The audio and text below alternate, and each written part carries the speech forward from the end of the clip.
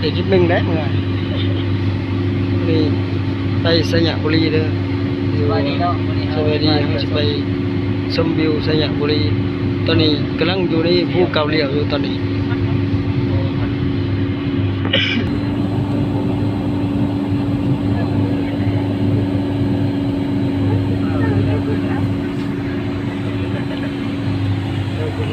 สวัสดีเนาะตาไม่ต้องเรือเนาะจิตเบี้ยคือน้ำอ้อยจิตไม่บ่อยคือฟังเพลง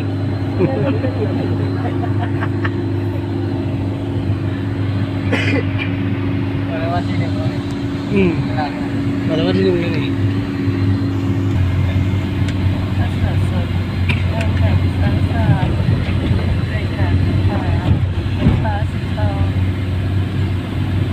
ไปหนาติ๊กไปหนาติ๊กใส่แดงเงินใส่หมุนเป็นหมุน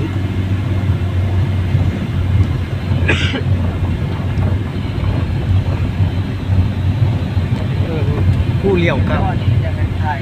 ได้เนาะ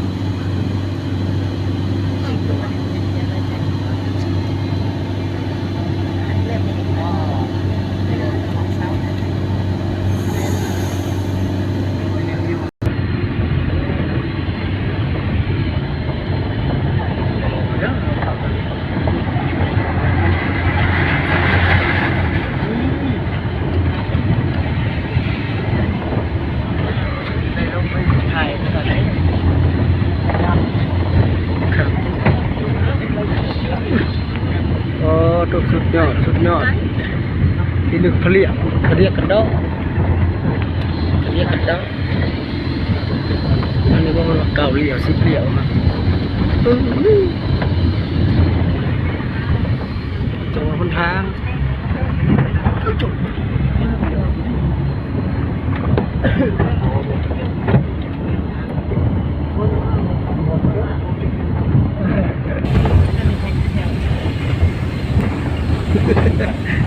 ครับกล่องไปอยู่แล้วพี่น้อง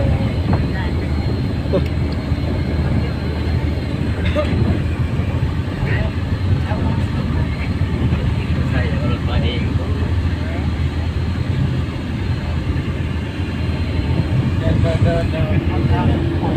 ห้ามโฮสไปเลยจันชัยนี่กันก็แล้วแต่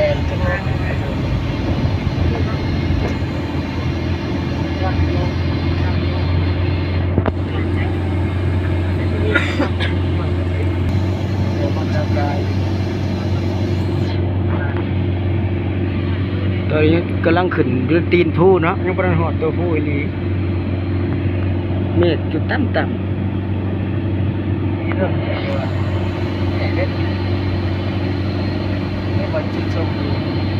ฟ้าตัวนี้เลยครับเกิดมาอยู่ไปแสงสูงแท่นี้นี่มองอยู่บ่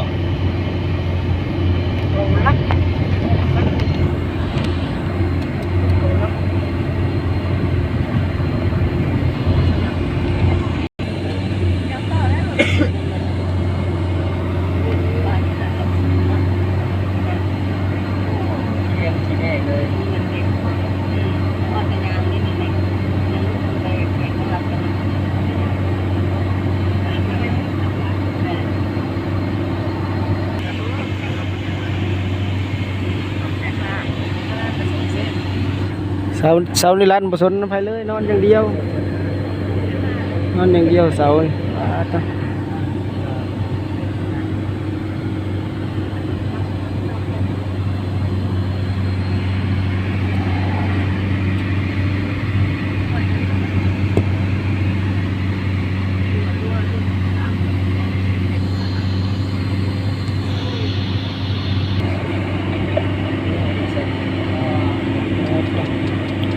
เป็นบ่อ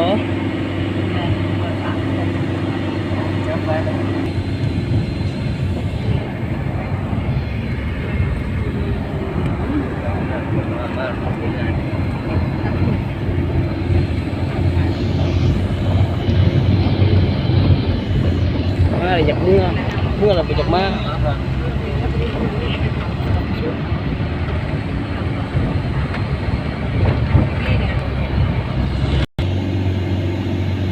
คนตรวจ วิทย์นี่มันก็จุดไทย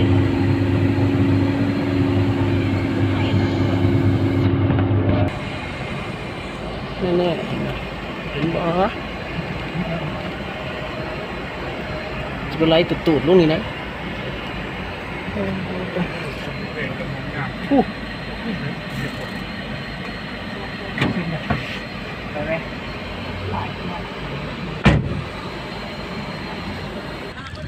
ป้าเด้อโดยเป็นไงเลยเป็นตาเสา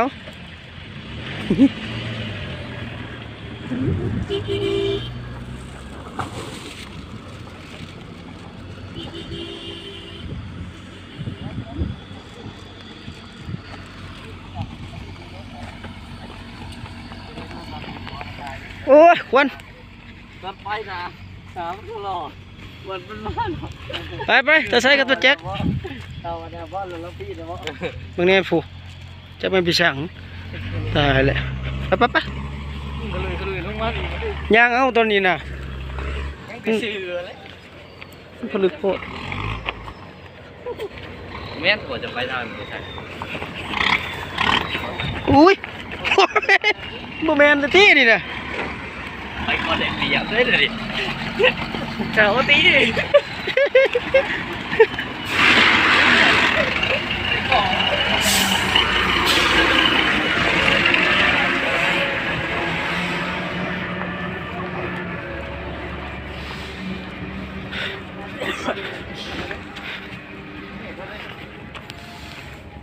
ที่ยางเราชิบุหัวด่วนลงบ่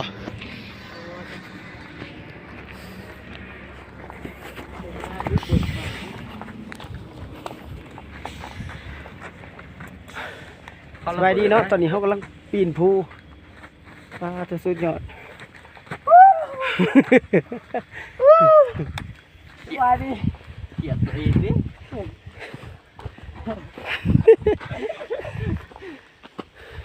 นี่อยู่ในโลกอยู่ว่าเป็นหรอโอ้ย โอ้โหเป็นงาม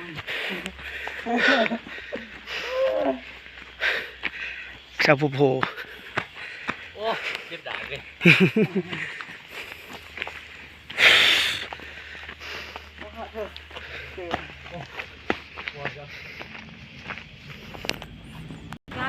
ฮะ